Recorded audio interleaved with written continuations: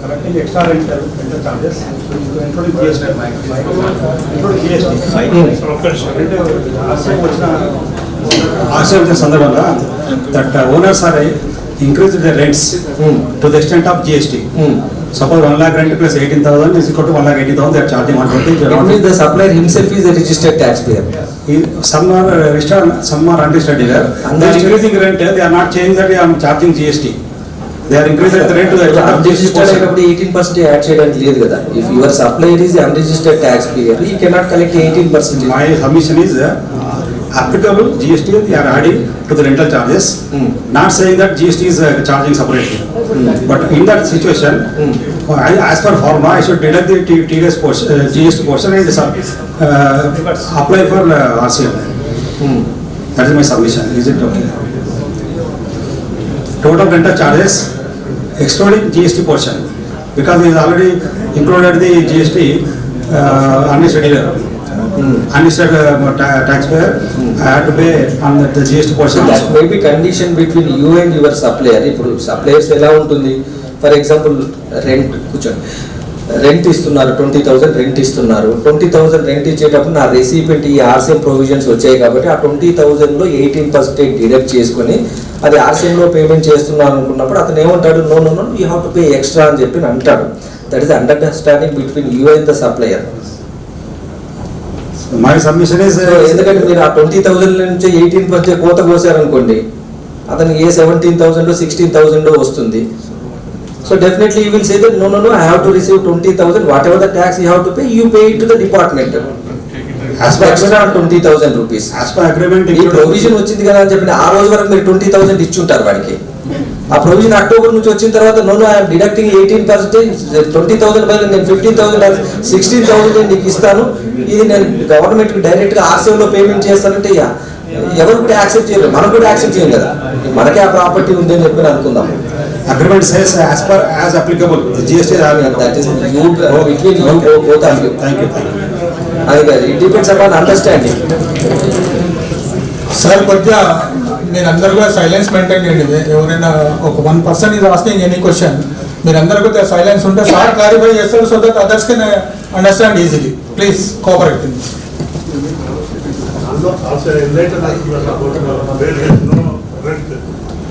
Sir good afternoon, this Adesh Agarwal, chartered accountant. Sir మనకి ఈ GTA ఆర్సీఎంకి వచ్చేసరికి డిపార్ట్మెంట్ సైడ్లో జనరల్గా మా ట్యాక్స్ ప్రాక్టీషనర్స్ కానీ ఆడిటర్స్ కానీ అటెండ్ అవుతున్నప్పుడు చూస్తుంది ఏంటంటే, పుస్తకాల్లో ఫ్రైట్ అనే పదం రాస్తే ఆ టోటల్ ఫ్రైట్ మీద 5% కట్టేవా లేదా చూస్తున్నారు. నో సార్, మనకి ఇక్కడ ఫ్రైట్కి వచ్చేసరికి యాక్ట్లో మొత్తం 3 చోట్ల వాడాడు సార్. ఒకటి జీటీఏ అంటాడు సార్, విచ్ ఈస్ ట్యాక్సబుల్. ఇంకొకటి transportation of goods by road other than by GT అంటాడు sir, which is exempted. Third section మనకి నోటిఫికేషన్ నెంబర్ 12లో కొన్ని స్పెసిఫిక్ గూడ్స్ ట్రాన్స్పోర్టేషన్కి ఎగ్జెంప్షన్ ఉంది. For example rice, agriculture produce etcetera. No so ఇక్కడ కొన్ని సందర్భాల్లోని ఏం జరుగుతున్నది, రైట్ చార్జెస్ అన్నీ కూడా ఏమవుతాయి, కాంపోజిట్ సప్లైలోకి వెళ్ళిపోతాయి కదా. ఇఫ్ గూడ్స్ ఆర్ ఎగ్జెంప్టెడ్ అంటే ప్రిన్సిపల్ సప్లై ఇస్ ఎగ్జెంప్టెడ్, దాంట్లో ఈ ప్యాడీ ఇట్లాంటివన్నీ. Sir because this is separately, అంటే ఇక్కడ మనం ఎక్స్పెండిచర్ మీద మాట్లాడుతున్నాము రాదర్ దాన్ ఇన్కమ్ సైడ్ కాబట్టి. ఇప్పుడు ప్రాక్టికల్గా ఏమవుతుందంటే సార్, మనం సే లకడికాపుల్ నుంచి సోమాజీ కూడా సరుకు పంపించడానికి లోకల్లో ఒక ఆటో మాట్లాడుకున్నా, వాడికి 1,000 రూపాయలు 1,500 ఇస్తా. That is also freight for me, but that is not a GTA. అలాగే సార్ నేను ఫుల్ వెహికల్ మాట్లాడుకొని ఇక్కడ నుంచి వరంగల్కి సరుకు పంపించాలి, నీకు ఈ ట్రిప్కి 25,000 ఇస్తా. So there is no bailment. వాడు నాకు ఎల్ఆర్ ఇష్యూ చేయడు, కన్సైన్మెంట్ నోట్ ఇష్యూ చేయడు, he will not issue any document. నేను వాడికి 25,000 ఇస్తున్నా, ఖర్చులో రాస్తున్నా. నా డిపార్ట్మెంట్కి వచ్చేసరికి ఏమవుతుందంటే, బాస్ దీనికి ఎల్ఆర్ లేదు, దీనికి కన్సైన్మెంట్ నేట్ లేదు, ఆర్సీఎం కట్టక్కర్లేదు అన్నా కూడా చాలా సందర్భాల్లో మన వాళ్ళు దాన్ని యాక్సెప్ట్ చేయట్లేదు సార్. ఓకే, ఎందుకంటే అది జీటీఏ అండ్ నాన్ జీటీకి వేరియేషన్ మధ్యలో అర్థం చేసుకోలేకపోతున్నాం. ఎగ్జాక్ట్లీ.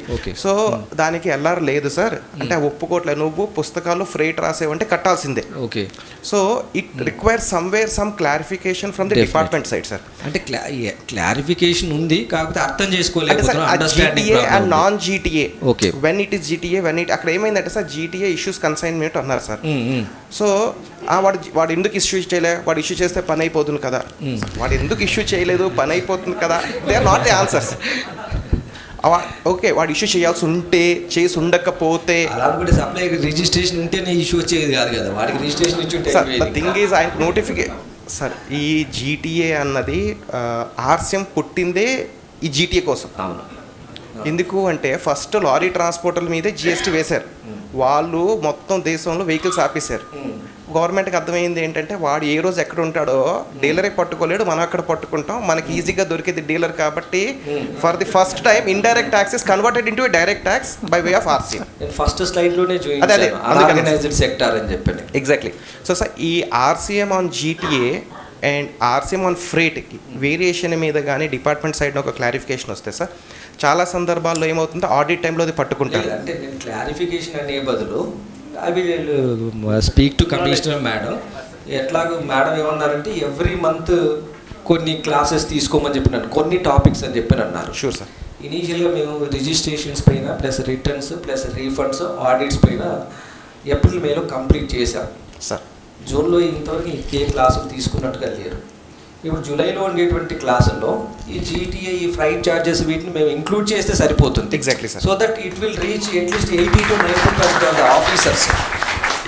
సరే మేబీ ఇంకా 10-20% ఎప్పుడు ఏం చేయాలో అదే చేస్తుంటారు. అంటే always there will be black sheeps in the organisation. అందరినీ మనం వీడియో చేయలేము. 90% of the officers will understand what is the difference between GTA services or normal flight charges paid by the recipients. Exactly sir. రెండోది sir, చాలా సందర్భాల్లో ఇది ఒకటే కాదు, I request all the members, ఇంకా మా ఆఫీసర్ సైడ్ నుంచి మేము ఇందులో వెనకబడి ఉన్నాం, ఇది సరిగ్గా అర్థం చేసుకోలేకపోయాము అనేటువంటిది. ఇప్పుడు బిల్డర్స్ ఇష్యూస్ ఉంటాయి, చాలా వరకు చాలామంది అర్థం చేసుకోలేము, చాలా డౌట్స్ వస్తుంటాయి. అసలు వాట్ ఈజ్ ఎఫ్ఎస్ఐ అని చెప్పని, ఆర్ టీడీఆర్ అనేటువంటి ట్రాన్స్ఫర్ ఆఫ్ డెవలప్మెంట్ రైట్స్ ఏంటి, ట్రాన్స్ఫరబుల్ డెవలప్మెంట్ రైట్స్ ఏంటంటే వీటి మధ్య తేడా కూడా చాలా కొద్ది మందికే తెలుసు.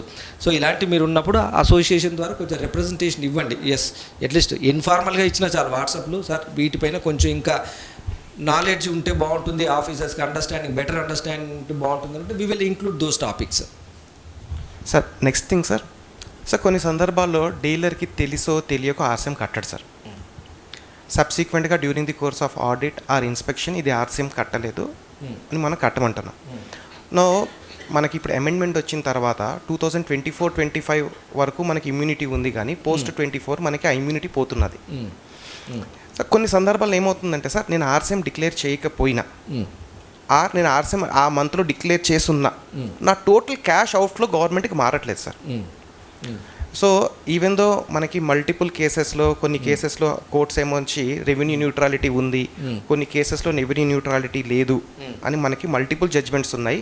Both have got very thin line difference. అది ఎందుకు లేదు అని వాళ్ళు చెప్పారు అన్నది మనం ఎప్పుడు చదవట్లే. ఏమవుతుందంటే సార్, మనం జనరల్గా డిస్కస్ చేసినప్పుడు హెడర్ డిస్కస్ చేసుకుని వెళ్ళిపోతున్నాం సార్. బట్ ప్రాక్టికల్గా కొన్ని సినేరియస్లో సార్, ఆ మంత్లో నిజంగా నేను ఆర్సీఎం డిక్లేర్ చేసి ఉన్నా నా క్యాష్ అవుట్ఫ్లో మారేది కాదు, డిక్లేర్ చేసినా మారేది కాదు, చేయకపోయినా మారేది కాదు. So at least these scenarios can be consider as revenue neutral. ఎందుకంటే sir at the end it is a procedural mistake. అంటే నేను నా 3Bని ఈరోజు మార్చగలిగిన నా నెట్ క్యాష్ అవుట్ఫ్లో మారట్లేదు. So it is more of a procedural mistake rather than to say a loss to the exchequer. So at the end మీరు కానీ మేము కానీ అందరూ ఉండేది ఎక్స్చెకర్కి రావాల్సిన ప్రతి పెన్ని ప్రాపర్గా రావాలి. కానీ ఇక్కడ ఏమవుతుందంటే, what is the provision, what is the act, you have to follow the act. అందులో టాక్సేషన్ యాక్ట్ అనేటువంటి స్ట్రిక్ట్లీ ఇంటర్ప్రిటేషన్ అవుతుంది. చిన్న ఎగ్జాంపుల్ చెప్తాను, ఎందుకంటే రెవెన్యూ న్యూట్రాలిటీ ఉండొచ్చు కాకపోతే ఈ ప్రొవిజన్స్ని ఇంటర్ప్రిటేషన్ ఎలా చేస్తారు, ఆ ప్రొవిజన్స్ ఫాలో అయ్యాడా లేదా అనేటువంటి చూస్తారు. ఫర్ ఎగ్జాంపుల్ చిన్న ఎగ్జాంపుల్ చెప్తాను, నేను లైటర్ వేలో కూడా మీరు తీసుకోవచ్చు. ఫర్ ఎగ్జాంపుల్ మా మావయ్య గారు 10 crores డౌరీ ఇచ్చేటువంటి స్టేజ్లో కూడా ఉన్నారనుకుందాం. నేను 5 కోట్లు అడుగుతాను, 5 కోట్లు ఇచ్చేసి మావయ్య, నేను I became a joint commissioner also, పెళ్లి జరిగినప్పుడు నాకేం ఇవ్వలేదు, రానున్నటువంటి 4-5 సంవత్సరాల్లో నేను అడిషనల్ కమిషనర్ కూడా అవ్వబోతున్నానని చెప్పి. ఇక్కడ ఎవరికీ ఏ ఇబ్బంది లేదు, you can give, I can receive. కాకపోతే whether it is a punishable offence before the court of law or before these statutory provisions. నాకు కూకట్పల్లి ఒక 300 గజాల స్థలం ఉందండి, ప్లాట్ ఉంది. నేను జీపీఎఫ్ పెట్టు అది పెట్టు ఇది పెట్టేసి ఒక 2 కోట్లు బ్యాంక్ లోన్ తీసుకోను, I want to construct on my own ఒక 1 స్టోరీ బిల్డింగ్ కన్స్ట్రక్ట్ చేద్దాం అనుకున్నాను. Should I take a permission from the GHMC or not? నేను కన్స్ట్రక్షన్ చేస్తాను, కన్స్ట్రక్షన్ చేసిన తర్వాత నేను ప్రాపర్టీ ట్యాక్స్ కూడా కడతాను ఎవ్రీ మంత్ అని చెప్పి నేను అనుకుంటాను, నేను కడతానండి ఎంత ఏరియా ఉందనేటువంటిది. But there is one provision, there is one statute, I have to follow it. అంతే, ఇక్కడ అంతే.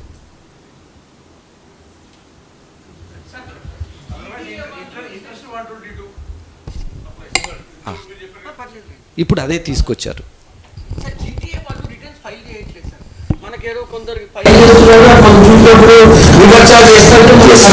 అయితే ఇది వైబ్రేట్ చేశారు. కనెక్షన్ ద్వారా వచ్చిన తర్వాత యాక్చువల్గా ఇప్పుడు ట్రాన్స్పోర్టర్స్ విరివిగా విస్తృతంగా అన్ని డివిజన్స్లలో ఇన్స్పెక్షన్స్ అనేవి చేయడం జరుగుతుంది. ఈవెన్ దాదాపు ట్రాన్స్పోర్టర్స్ డివిజన్స్ ఫైల్ చేస్తున్నాం. లాస్ట్ 4 years ఫైల్ చేస్తున్నాం. మనకి ఎస్ఎం రాదు మనం అనుకుందాం, కానీ మేము కొన్ని కేసెస్లో ఐడెంటిఫై చేసి మేము రివర్స్ చార్జ్ కడుతున్నాం సార్. కొన్ని కేసెస్లో ఒక 10 లక్షలు అయిపోయినాయి అనుకోండి, ఫర్ కేసు అదర్ కేసెస్లో వాళ్ళు కట్టలేనప్పుడు పరిస్థితి అది రిటర్న్లో లేదు. జీటీఏ ఫైల్ చేసే రిటర్న్తో మీకు ఆర్సీఎం సంబంధం ఏం లేదు కదా. You are paying it and you are claiming the input tax credit. మేము వాడు ఫైల్ చేసాడా లేదా, వాడు ఫైల్ చేస్తేనే మీకు ఐటీసీ ఇస్తామనేటువంటి కండిషన్ ఎక్కడ లేదు. ప్రొసీజర్ అక్కడ టైట్ అయితే ఇక్కడ మాకు ఈజీగా లేదు, చేంజ్ చేస్తాం. అదే అంటున్నా, దాని గురించి ఇన్స్పెక్షన్స్ ఆల్రెడీ టేకప్ చేసాము. మీరు చెప్పినంత అప్లోడ్ చేస్తే అట్లాగా సార్, మీరు already have paid it sir, మీరు చేస్తారు. అవును,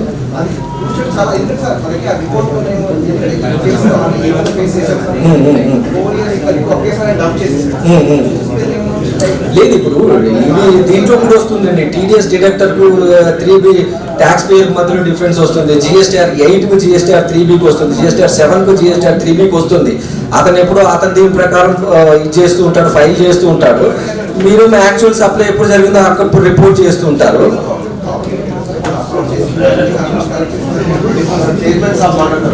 ఓకే సార్, డీలర్స్ ఏమంటున్నారంటే వాళ్ళు ఫైల్ చేయలేదు కదా, మీరే కట్టిస్తున్నారు, వేరే వాళ్ళు లేదు అలా మనం మాట్లాడుకోకూడదు. పక్క వాళ్ళు పట్టుకోవట్లేదు, నన్నే పట్టుకుంటున్నారు.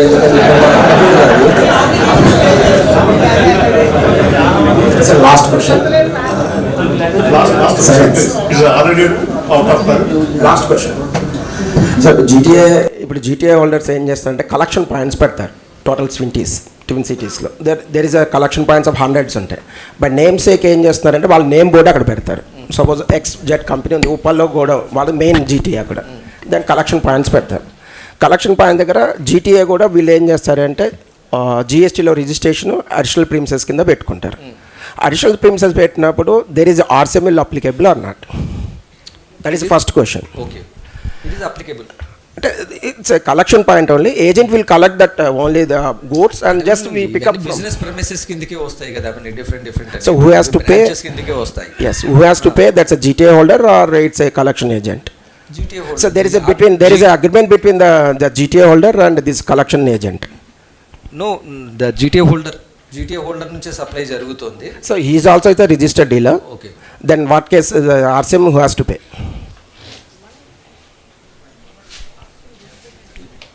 నేను చూస్తానండి అది.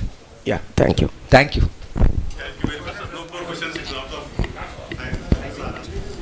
Is a proficient speaker? Really? Yes? Yeah, please. Forward charge continuation reverse charge applicable October 10th నుంచి వచ్చింది.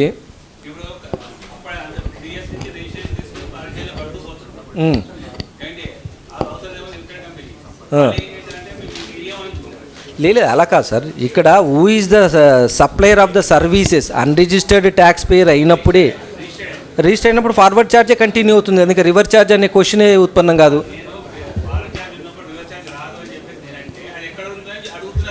యాక్ట్లోనే ఉంది. ఇప్పుడు దీంట్లో ఉంది కదా నోటిఫికేషన్ 9/2024 ఉంది కదా, when you are receiving the services from unregistered tax payer then you have to pay under RCM. If you are receiving the services from the registered tax payer అనేటువంటిది అక్కడ రాయలేదు, ఓన్లీ అన్రిజిస్టర్డ్ ట్యాక్స్ పేర్ అని చెప్పి రాశాడు. Implied కాదు, క్లియర్గా ఉంది అక్కడ. Receiving the services from unregistered tax payer then only the registered recipient has to pay tax under RCM. ఇంకా అందులో ఇంటర్ప్రిటేషన్కి అవసరమే లేదు.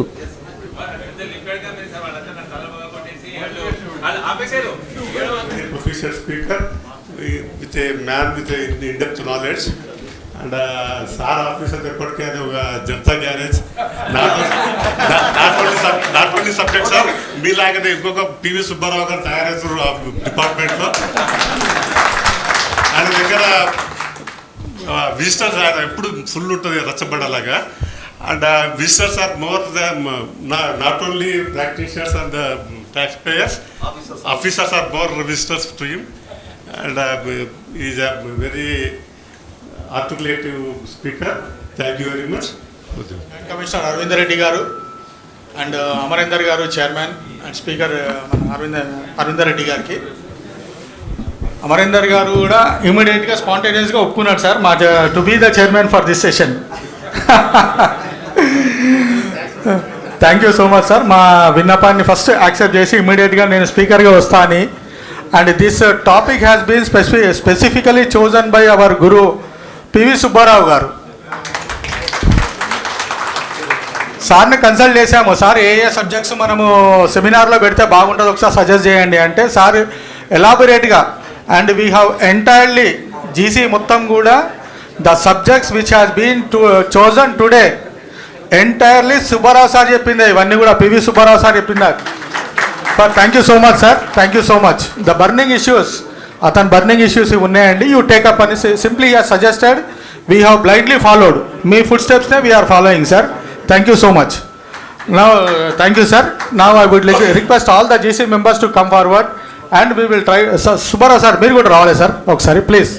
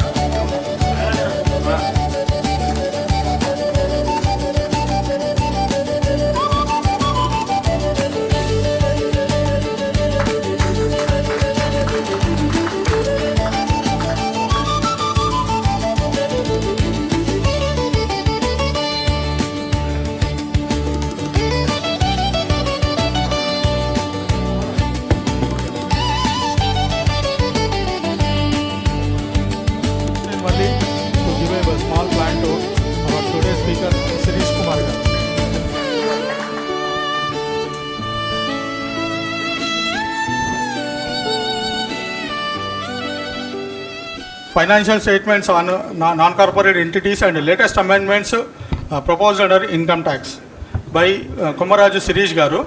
I would like to introduce him to this August gathering. CA KVN Sirish Kumar Garu is a partner in Messrs. KVN Suresh Kumar and Co. Chartered Accountants, Warangal. He has the experience of 7 years in service with Kotak Mahindra Bank and GE Capital prior to 2011. He had been in practice since 2011 at Warangal, dealing with the direct and indirect taxes. His other qualifications include BCom from Lal Bahadur College, Warangal. He is a gold medalist. Please once clap all.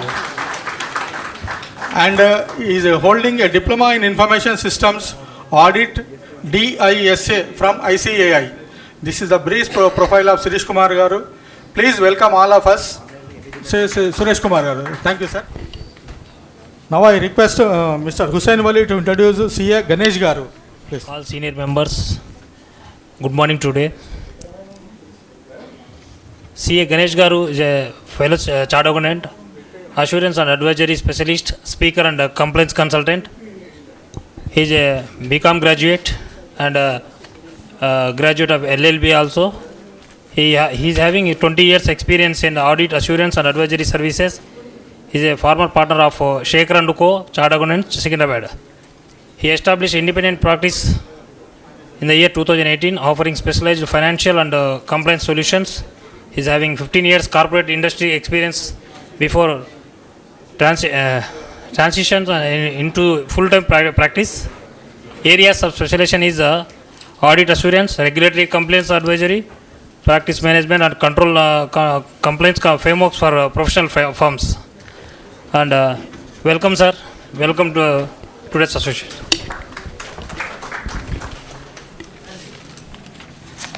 Chairman of session, request him to give his opening remarks. Generally, chairman session starting lo opening remarks istarandi. Then he will give the proceedings to the speaker. Again, it goes back to the chairman for his thing. So, thank you Suresh. Institute of chartered Accountants ఒక ఇది కొత్త ప్రాతిపదిక ప్రకారం ఏకాకార ఆర్థిక statements, whatever financial statements there should be uniform అన్నది. ఎందుకు అంటే ఇప్పుడు మనం మాట్లాడాం, అరే బాబు మేము ఇట్లా చెప్తే వాడు ట్యాక్స్ వేస్తున్నాడు. ఇప్పుడు అగర్వాల్ గారు చెప్పారు, ఫ్రైట్ అనే మాటను బట్టి ఆర్సీఎంలో నువ్వు ట్యాక్స్ కట్టలేదు అంటున్నారు. మనం కొన్ని చోట్ల ఫ్రైట్ అని రాస్తాం, కొన్ని చోట్ల ఒకలాగా రాస్తాం. సో ఏదైతే మన ఆర్థిక స్టేట్మెంట్స్ ఉన్నాయో అన్ని ఒక ఆకారంలో ఒక్క భాష మాట్లాడితే ఎదుట ఉన్న ఆఫీసర్స్కి ఈజీగా అర్థమవుతుంది. ఒకే భాష మాట్లాడాలి, ఒకే టెర్మినాలజీ మాట్లాడాలి. ఇప్పుడు ఆయన అశోక్ రావు చెప్పినట్టుగా ఫ్రైట్ అనే దానికి బదులు వేరేమైనా మాట్లాడచ్చు. వేరే జీటీఏ సప్లై చేస్తుంటే జీటీఏ పేమెంట్స్ జీటీఏ అని రాస్తామా లేకపోతే వేరేదని రాస్తామా? బికాస్ ఫ్రైట్ అనేది నార్మల్ టెర్మినాలజీ, జిఎస్టీలో వేరే టెర్మినాలజీ ఉన్నది. మళ్ళీ ఏది లావాదేవీల స్టేట్మెంట్ వచ్చి ఒక్కొక్కరిది ఒక ఆకారంలో ఉంది, ఒక్కొక్కరు ఒక్కొక్క భాష రాస్తున్నారు, ఒక్కొక్కే మాటని వేరేలాగా రాస్తున్నారు. నాకు కూడా ఒక అనుభవం ఉంది. ఇన్కమ్ ట్యాక్స్లో మేము ఏదో ఒకటి రాస్తే మా టర్నోవరే 2000 కోట్లు అంటే వాడు 700 కోట్లది స్ట్రైట్ అడిషన్ చేశాడు. ఎందుకంటే ఇది నీకు నీ వ్యాపారానికి సంబంధం లేదు అన్నాడు. నేను ఏదో ఒక వస్తువు దాన్ని ప్రాసెస్ చేయడానికి కొంటున్నాను, ఆ వస్తువు పేరు రాశాను, వాడికి అర్థం కాలేదు ఇన్కమ్ ట్యాక్స్ డిపార్ట్మెంట్లో. మళ్ళీ అంత లెటర్ రాసిన తర్వాత వాడు 3000 కోట్ల అడిషన్ పెడితే చివరికి ఏం అడిషన్ లేకుండా ఆర్డర్ పాస్ చేశాడు. ఫస్ట్ ఇనీషియల్ షోకాస్ నోటీసులు 3000 కోట్ల అడిషన్ పెట్టాడు. వాళ్ళు వచ్చి ఆ కంపెనీ వాళ్ళు అదిరిపోయారు, బాబు 3000 కోట్లు అంటే మొత్తం కంపెనీ మూసుకోవాల్సిందే అని చెప్పేసి. అట్లా మనం ఏకాకారంలో ఒక్క భాషలో ఒక్క టెర్మినాలజీ యూజ్ చేస్తే ఎదుటిన్న ఆఫీసర్కి అర్థమవుతుంది. వాళ్ళకి ఎది తెలవదు, వాళ్ళు పాస్ అయ్యి వాళ్ళ ఆఫీసర్స్ అయ్యి వచ్చి కూర్చున్నారు.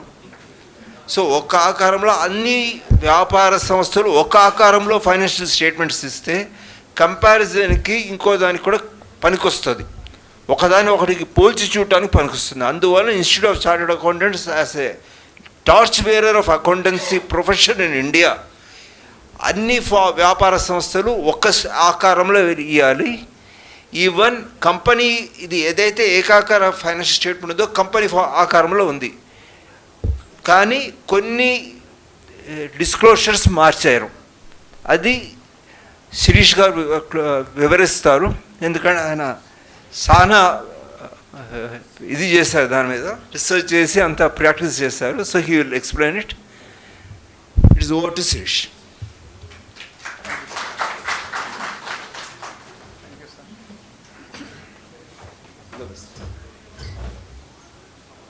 good afternoon everybody. Today we have two topics. First topic is on financial statements for non-corporate entities. Financial statements for non-corporate entities. So it is not for corporates, it is for non-corporates. So on this topic we shall be covering these things. First manam కొన్ని basics నేర్చుకుందాం. అంటే financial statements అంటే ఏంటి అసలు, what is this?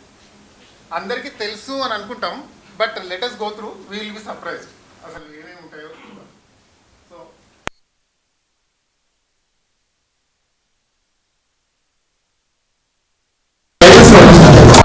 Guidance note అంటే ఏంటి అసలు, what is this, why we are required to understand this topic, తెలుసుకుందాం. Then general instructions of form of balance sheet, profit and loss account or nomenclatures. This is the way we go through this session. So first thing under this, what we will understand is basics. Speaker. Mic.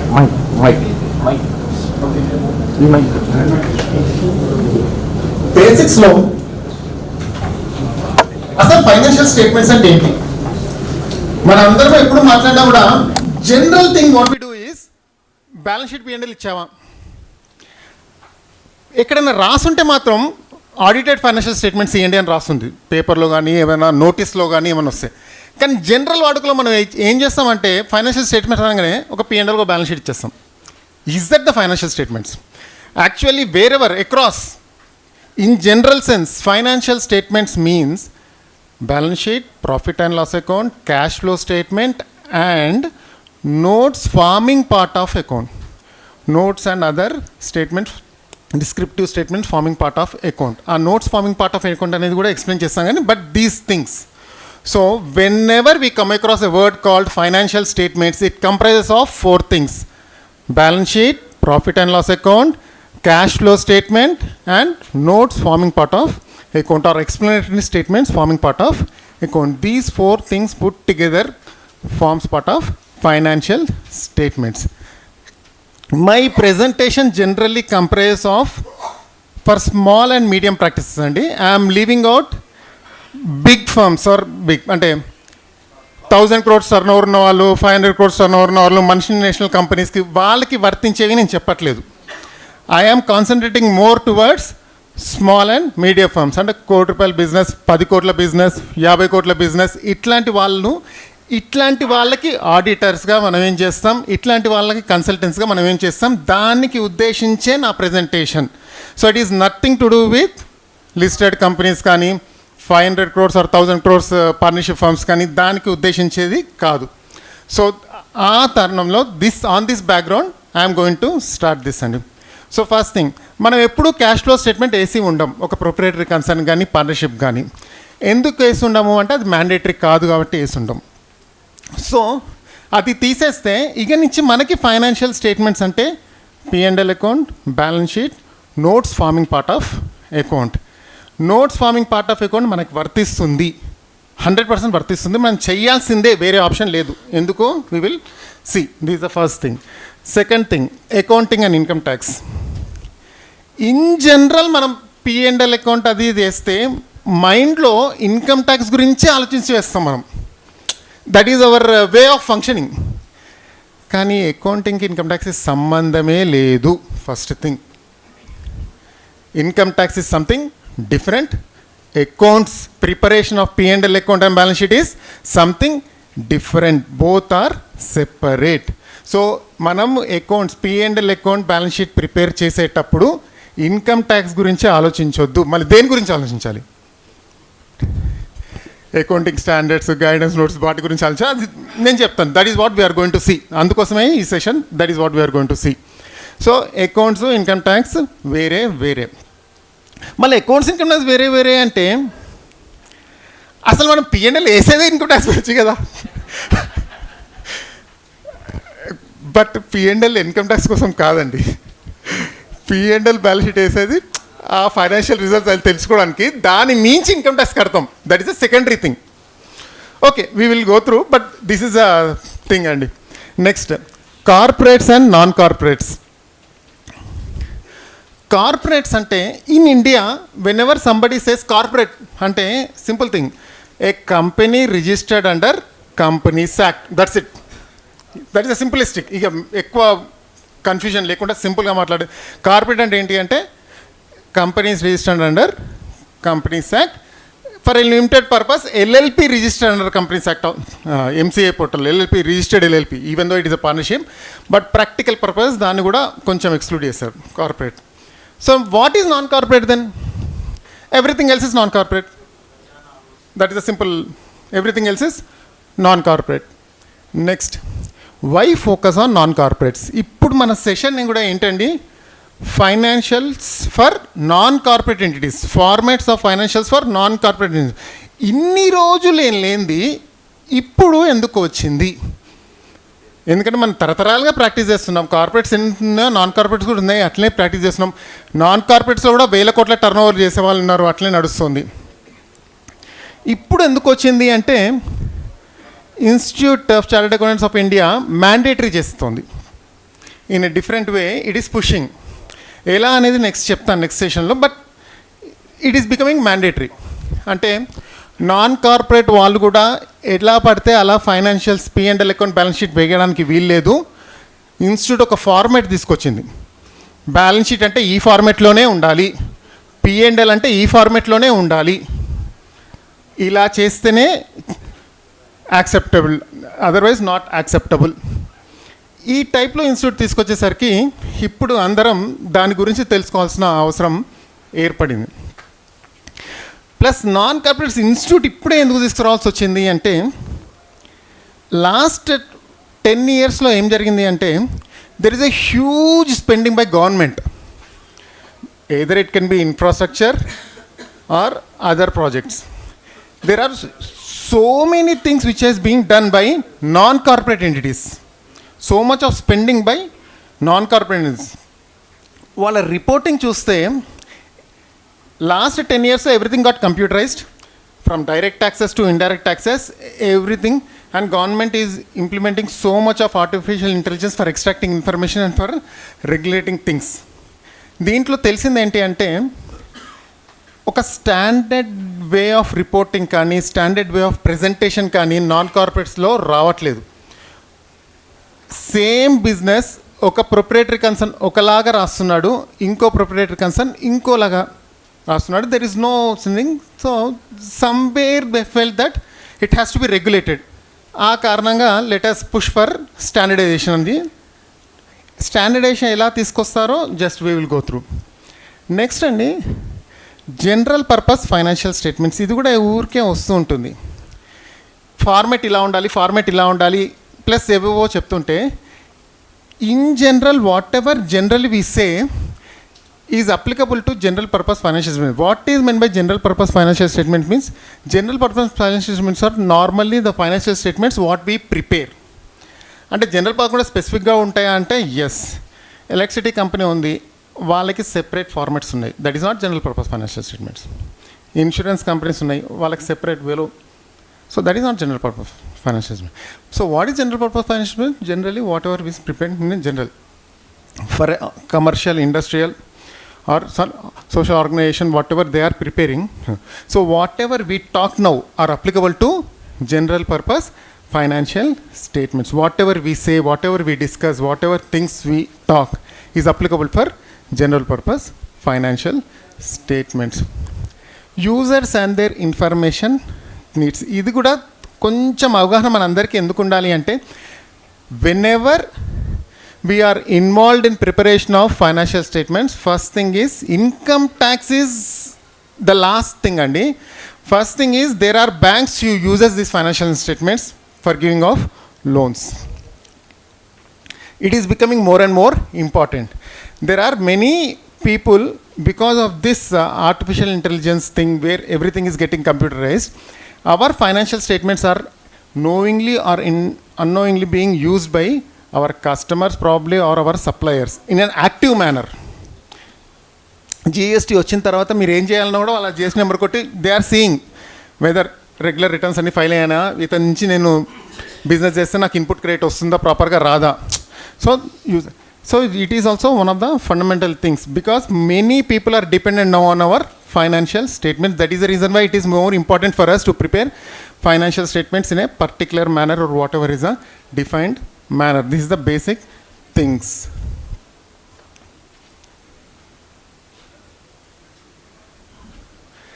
Technical concepts, okay. Second thing, what is the role of ICAI, Institute of Chartered Accountants of India? Basically, Institute of Chartered Accountants of India regulates and develops the chartered accountants. It is the premier body which regulates accountancy profession as such in India. Institute of Chartered Accountants of India is a body set up by Act of Parliament. It has got certain, the basic thing is it regulates the accountancy profession in India. Since it regulates the accountancy profession in India, so it is on it to see to it that the accounting profession is going on a well-defined manner in terms with the requirements of the government. So it has to see to it.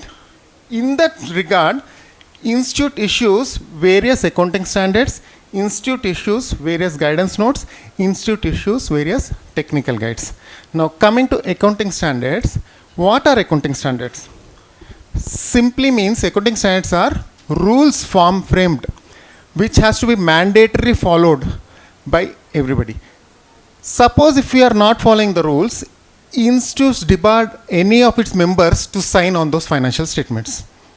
Either P&L account can, any financial statements are not in accordance with accounting standards, institute bans its members to attest them or to sign on them. అసలు CA ఎందుకు sign చేయాలి అంటే that is a different thing. Where audit అంటే మ్యాండేటరీగా CA sign చేయాలి, అది ఇది వచ్చింది. I tell. But if any financial statements has to be signed by a chartered accountant, fundamental thing is those financial statements has to be prepared in accordance with the accounting standards. So what are accounting standards? Accounting standards are rules framed by our institute for specific aspects. అసలు ఎందుకు ఉండాలి accounting standards అంటే basic example is inventories. Simplistic example. నేను ఎప్పుడు రెగ్యులర్గా ఇప్పటికి కూడా face చేసే ప్రాబ్లం ఏంటి అంటే, సార్ ప్రాఫిట్ రావట్లేదు, లోన్ ఉంది నాకు, stock market price 5,000 sir, closing stock valuation 5,000 వేసేయండి, ప్రాఫిట్ పెరుగుతుంది. అట్లా కాదు సార్, మనం కాస్ట్ ప్రైస్ వేయాలి. కాస్ట్ ప్రైస్ ఏంటి సార్, నేను అమ్ముతున్నా ఇప్పుడు 5,000కి అమ్ముతున్నా, ప్రైస్ 5,000, మీరు కాస్ట్ 4,000 వేయకండి, 5,000 వేసేసి చేసేయండి, ఇట్ ఈస్ కరెక్ట్. నేను నవ్వడం కాదు సార్, నేను ఫేస్ చేస్తున్నా అది. చాలామంది ఏమంటున్నారంటే, సార్ ఏంది ఇట్లా మాట్లాడుతాడు, వేరే వాళ్ళు వేస్తున్నారు కదా, ఈయన వేయడానికి ఏమున్నది. Actually AS3 accounting standard 3 is valuation of inventories. As per accounting standard 3 rule is sorry cash flow. AS3 is cash flow statement. AS2 is valuation of inventories. As per accounting standard on valuation of inventories, valuation principle is cost or net realizable value, whichever is lower. Cost or net realizable value, whichever is lower. అది ఉన్న తర్వాత అది తెలిసి నేను చేయలేను కదండి. ఇక తెలియకపోతే మీరు ఏమన్నా చెప్పండి లాజిక్, అక్కడ ఉన్న తర్వాత లాజిక్ డిఫీటెడ్ అయిపోయింది. That is a rule. అది ఫాలో కాకపోతే నేను సైన్ చేయలేను దాన్ని, అది ఫాలో కాకపోతే నేను దాన్ని సైన్ చేయలేను. That is the thing. అట్లా వేరియస్ ఆస్పెక్ట్స్ ఉంటాయి. వేరియస్ ఆస్పెక్ట్స్ అంటే same AS2 valuation of inventories ఏం చెప్తుంది అంటే, అసలు ఇన్వెంటరీ అంటే ఏంటి డెఫినేషన్ ఇస్తుంది. మన దాంట్లో దేన్ని ఇన్వెంటరీస్ అంటారు డెఫినేషన్ ఇస్తుంది. మిషన్, ఒక రైస్ మిల్, ఆ రైస్ మిల్లో మిషన్లో ఆయిల్ పోస్తేనే మిల్ నడుస్తుంది. ఆ ఆయిల్ ఇన్వెంటరీయా? ఎందుకంటే ఆయిల్ పోస్తూనే ఉండాలి. ఆ ఆయిల్ ఇన్వెంటరీయా? ప్యాకింగ్ మెటీరియల్ బస్తాలు కావాలి, గన్నీ బ్యాగ్స్ ఇన్వెంటరీయా? ఇట్లాంటివన్నీ కూడా ఆ అకౌంటింగ్ స్టాండర్డ్ ఇస్తుంది. వాల్యుయేషన్ ఆఫ్ ఇన్వెంటరీస్ చూస్తే నాట్ ఓన్లీ దట్, ఆ అకౌంటింగ్ స్టాండర్డ్ ఏం చెప్తుంది అంటే, మీరు ఇన్వెంటరీస్ ఎట్లా కేటగరైజ్ చేయాలి అంటే, finished goods, working progress, raw materials, packing materials, spares and loose tools, categorisation ఎవరిచ్చారు? Accounting standards. సో ఇప్పుడు మనం నాట్ ఓన్లీ దట్, మనం సింపుల్గా అవి లేకపోతే ఏం చేస్తాం, మనం రాసేది ఏంది, ఓపెనింగ్ స్టాక్, పర్చేజెస్, సేల్స్. అరే క్లోజింగ్ స్టాక్ ఏంటి రాయి, నువ్వు ముందరే. బట్ అకౌంటింగ్ స్టాండర్డ్ ప్రకారం అట్లా రాయడానికి కుదరదు. ప్రాఫిట్ అండ్ లాస్ అకౌంట్లో మీరు క్లోజింగ్ స్టాక్ అని రాయొచ్చు, కానీ notes forming part of account అని చెప్పే కదా, మళ్ళీ దానికి ఒక వెనకాల ఒక పేపర్ పెట్టి క్లోజింగ్ స్టాక్ అసలు ఏంటి, క్లోజింగ్ స్టాక్లో రా మెటీరియల్స్ ఎంత, ఫినిష్డ్ గూడ్స్ ఎంత, వర్కింగ్ ప్రోగ్రెస్ ఎంత, ప్యాకింగ్ మెటీరియల్ ఎంత ఉంది, లూజ్ టూల్స్ ఎంత ఉంది, something. Not only value, quantity. మళ్ళీ P&L అవన్నీ పట్టవు కదా, అందుకోసమే నోట్స్ ఉంది. Notes are explanatory material forming part of account. అందుకే మనం ఇక నుంచి ఫైనాన్షియల్ స్టేట్మెంట్స్ అనగానే P&L account, balance sheet, notes forming part of account also is a financial statement. ఆ నోట్స్ ఫార్మింగ్ పార్ట్లో రాస్తాం నోట్ 1, నోట్ 2, నోట్ 3 ఇక రాసుకుంటూ పోవాలి. నోట్ 1 క్లోజింగ్ స్టాక్ ఇక డిస్క్రిప్షన్ మొత్తం. నోట్ 2 ఓన్లీ ఇన్వెంటరీస్కి ఏమన్నా అంటే అకౌంటింగ్ స్టాండర్డ్స్ మొత్తం 27 ఉన్నాయండి. లిస్ట్ చూస్తే 29, మధ్యలో 2 డిలీట్ చేసింది ఇన్స్టిట్యూట్. మొత్తం 27 అకౌంటింగ్ స్టాండర్డ్స్ ఉన్నాయి. ఒక్కొక్క దాంట్లో ప్రాపర్టీ ప్లాన్, ఫిక్స్డ్ అసెట్స్ దాని గురించి ఒక అకౌంటింగ్ స్టాండర్డ్ ఉంటుంది. డిప్రిసియేషన్ దాని గురించి తీసేసినా కూడా ప్రాపర్టీ ప్లాన్లో ఉంది, అదొక అకౌంటింగ్ స్టాండర్డ్ ఉంటుంది. అట్లా చాలా issues, contingent liabilities accounting standard ఉంటుంది. అట్లా బేసిక్గా సో మొత్తం అకౌంటింగ్ స్టాండర్డ్స్ 27 అకౌంటింగ్ స్టాండర్డ్స్ ఉన్నాయి ఇన్స్టిట్యూషన్. అవి ఫాలో అయితేనే నేను సంతకం. అన్ని 27 అకౌంటింగ్ స్టాండర్డ్స్ అందరు చదవాలా? సో మనకి కొంచెం తక్కువే ఉంటాయి, ఎందుకంటే పెద్ద పెద్ద కంపెనీస్కి చాలా ఉంటాయి. మనకి AS3 అనేది క్యాష్ ఫ్లో స్టేట్మెంట్. ఆ క్యాష్ ఫ్లో స్టేట్మెంట్ అనేది ఒక accounting standard. Cash flow statement ఇట్లా ప్రిపేర్ చేయాలని మనకి వర్తించదు. అంటే మనకి అంటే companies, firms with turn over of less than 250 crores, firms with a turnover of less than 250 crores or firms with loans less than 50 crores. ఇక అంతే కదా సరిగా 250 crore టర్నోవర్ అన్న ఆర్ 50 crores కంటే తక్కువ పబ్లిక్ ఫైనాన్స్ కంపెనీస్ నుంచి loan తీసుకున్న ఇవి రెండు చేయకపోతే మనకు వర్తించదు. So I'm concentrating more on this rather than thing. అట్లా ఈ అకౌంటింగ్ స్టాండర్డ్స్ అవి రూల్స్ అవి ఇవి అంటూనే చేస్తాం. ఇన్ని రోజు sir that is accounting standard. Next is Indian accounting standards and accounting standards sir. Okay, accounting standards 2 types. కొన్ని ఇయర్స్ బ్యాక్ ఏమైంది అంటే we're also because of this globalisation thing and where India is growing up, our companies also are becoming several large MNCs. To align our self with international reporting thing, ICAI ఏం చేసిందంటే our government what they insisted is let us bring out accounting standards in line with international accounting standards, IFRS, International Financial Reporting Standards. So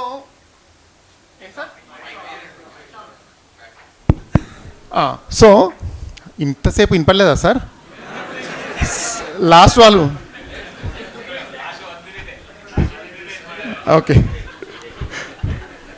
so accounting standards 2 types.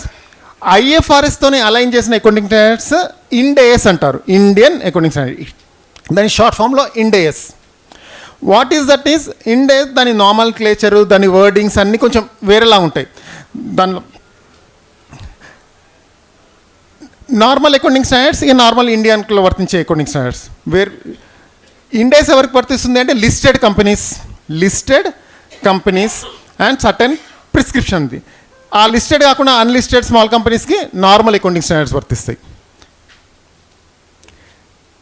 Normal accounting standards మనకు కూడా వర్తిస్తాయి. Okay, so 2 types of accounting. Okay, accounting standards తర్వాత institute guidance notes అని issue చేస్తుంది.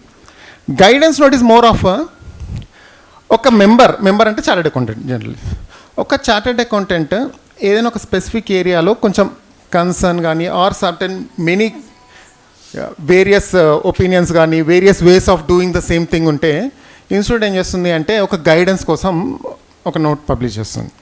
Recommendatory అని చెప్తుంది institute. Recommendatory అంటే okay, hotel industry institute ఒక గైడెన్స్ నోట్ ఇచ్చింది. హోటల్ సెక్టార్లో ఎట్లా accounts, chit fund company institute ఒక గైడెన్స్ నోట్ ఇచ్చింది.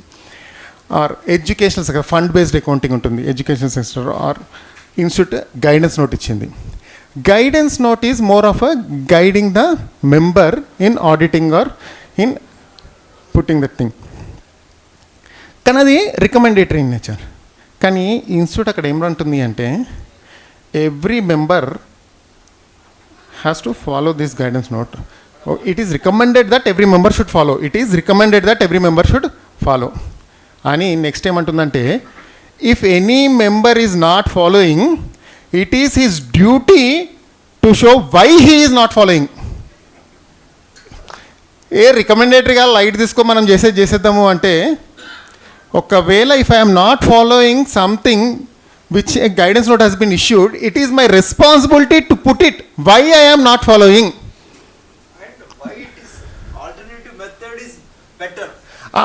ఒకవేళ నేను ఫాలో కాకుండా గైడెన్స్ నోట్ చెప్పేది కాకుండా నేను వేరేలాగా చేశా కదా, నేను వేరేలాగా చేయడం వల్ల ఏం అడ్వాంటేజ్ వచ్చింది అంటే ట్యాక్స్ ఎగ్గొట్టడం అడ్వాంటేజ్ కాదండి, ప్రెజెంటేషన్ డిస్క్లోజర్, బికాజ్ నేను అట్లా చేసినందుకు ఇంకా బెటర్ క్లారిటీ వచ్చింది అట్లా చెప్పగలను నేను. So guidance note is in that way. అట్లాంటప్పుడు ఏమైందండి, గైడెన్స్ నోట్ కూడా మ్యాండేటరీయే. Strictly speaking guidance note is also mandatory. ఎందుకంటే ఇన్స్టిట్యూట్ ఏమంటుంది, గైడెన్స్ నోట్ నువ్వు ఫాలో అవ్వడం రికమెండేటరీ, ఫాలో కాకపోతే ఎందుకు ఫాలో కాలేదు, నువ్వు ఫాలో అయిన మెథడ్ ఎందుకు బెటర్ చెప్పు ఫస్ట్. ఒకవేళ అట్లా చెప్పలేకపోతే నువ్వు గిల్టీ ఆఫ్ ప్రొఫెషనల్ మిస్కండక్ట్ కింద professional. So generally guidance notes are also issue. Normally guidance notes చాలా తక్కువ ఉంటాయి. ఎందుకు అంటే whenever guidance notes are issued slowly అవి అకౌంటింగ్ స్టాండర్డ్ కింద మారిపోతాయి. స్లోలీగా guidance note will become accounting standard, స్లోలీగా అట్లా వెళ్ళిపోతుంది. Next is technical guides. Technical guides are something like in general ఇప్పుడు ఒక ఫార్మేట్ ఏమైనా ఇన్స్టిట్యూట్ ఒక ఐడియా వచ్చింది, ఏమైనా తీసుకొద్దాం అనుకుంది, ఏమైనా చెప్దాం అనుకుంటే first it will start with the technical guide. Okay, which is okay, it issues some guidance to the chartered accountants or members who are dealing with the financial statements for that aspect. First ఈ formats for non corporates అనేది technical గైడ్గా వచ్చింది some time in 2022. ఇప్పుడు ఏమైంది అంటే same ఈ formats for non corporates first technical గైడ్గా వచ్చింది, మనం ఎవరం పట్టించుకోలే, రికమెండ్ గైడెన్స్ నోట్ లేదు, అకౌంటింగ్ స్టాండర్డ్ లేదు, అందరూ ఎవరికి తోచినట్టు వాళ్ళు రాసుకున్నారు. 2022లో ఇన్స్టిట్యూట్ ఈ ఫార్మాట్స్ తీసుకొచ్చింది. నాన్ కార్పొరేట్స్ కూడా P&L ఇట్లనే చేయాలి, బ్యాలెన్స్ షీట్ ఇట్లనే చేయాలని తీసుకొచ్చింది, ఎవరం పట్టించుకోలే. 2023 ఆగస్ట్లో ఇన్స్టిట్యూట్ గైడెన్స్ నోట్ తీసుకొచ్చింది. ఇప్పుడు గైడెన్స్ నోట్ తీసుకొచ్చే ఇష్యూ ఏమవుతుంది, ఒక CA ఆ ఫార్మాట్ లేకుండా ఉన్నదాన్ని సంతకం పెట్టాలంటే భయపడతాడు. Because guidance notes even though it is recommendatory, ఇండైరెక్ట్గా మ్యాండేటరీ అది. సో ఇన్స్టిట్యూట్ ఆ గైడెన్స్ నోట్లో ఏం రాసింది, formats are applicable from for all accounting period starting from 1st April 2024. అంటే 2024-25 ఫైనాన్షియల్ ఇయర్కి సంబంధించిన నాన్ కార్పొరేట్ ఎంటిటీస్ అందరూ P&L అకౌంట్ ఇట్లనే ఉండాలి, బ్యాలెన్స్ షీట్ ఇదే ఫార్మాట్లో ఉండాలి అని చెప్పేసింది. అయినా పట్టించుకోకపోతే ఏమవుతుంది, CA దాని మీద సంతకం పెట్టాడు కదా. ఇక గైడెన్స్ నోట్ ఉన్న తర్వాత it is my responsibility to follow that guidance note because that is my institute regulates me, so it is my responsibility. So that is the reason why it has come up. కానీ CA తలకాయ నొప్పి కదా, మనం ఎందుకు చేయాలి.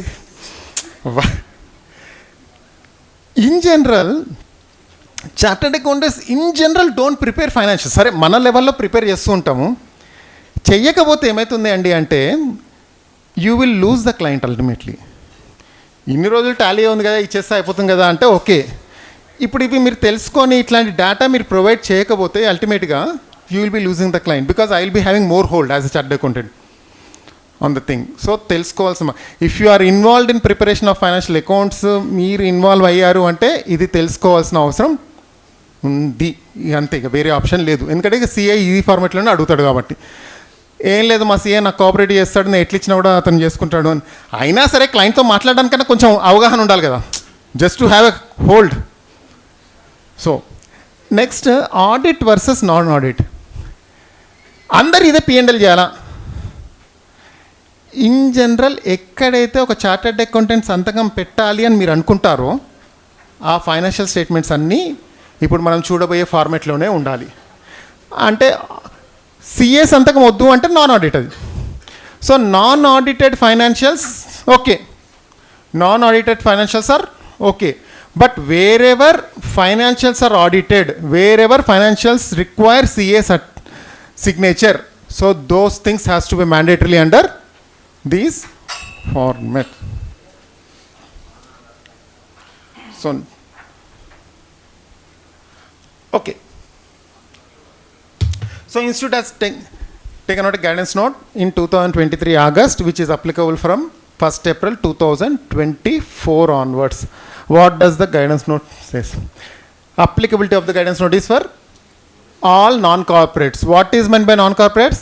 Yeah, proprietary concerns, HUFs, associations, everybody apart from LLPs and companies. Apart from LLPs and companies, everybody is covered. These are for general purpose financial statements. Suppose కొన్ని societies act, state societies యాక్ట్లో formats వాళ్ళే ఇస్తున్నారు, మన దగ్గర ఇవ్వలేదండి. కానీ కొన్ని societies యాక్ట్స్లో formats వాళ్ళే ఇస్తున్నారు. కలకత్తాలో ఫార్మాట్ ఇచ్చేసారు వాళ్ళు. అప్పుడు guidance notice not applicable, because అక్కడ లా అది, దాన్ని ఫాలో అవుతాం. That time we won't call it as general purpose financial statements, that is specific. So ఎక్కడైతే అట్లా లేదో మ్యాండేటరీగా మన పర్పస్కి మనం అందరికీ అప్లికబుల్ అండి. సిఏ సంతకం మీరు అడుగుతున్నారు ఒక ఫైనాన్షియల్ స్టేట్మెంట్ మీద అంటే ఈ గైడెన్స్ నోట్ ప్రకారం ఉండాలి. That is it is applicable from 24-25 financial year onwards. That is the reason why we're seeing chartered accountant attestation. Okay, wherever chartered accountant attestation, that is thing. Exceptions formats are specifically prescribed by other statutes. Okay, institute guidance నోట్లో ఏముందంటే మహారాష్ట్రలో కూడా వాళ్ళ formats ఇచ్చారట ట్రస్ట్కి, సొసైటీస్కి, వాళ్ళు follow అవుతారు. ఇది follow car, no problem. అసలు నువ్వు ఎందుకు ఉండాలి objective? What is objective is simple thing, whatever we discussed.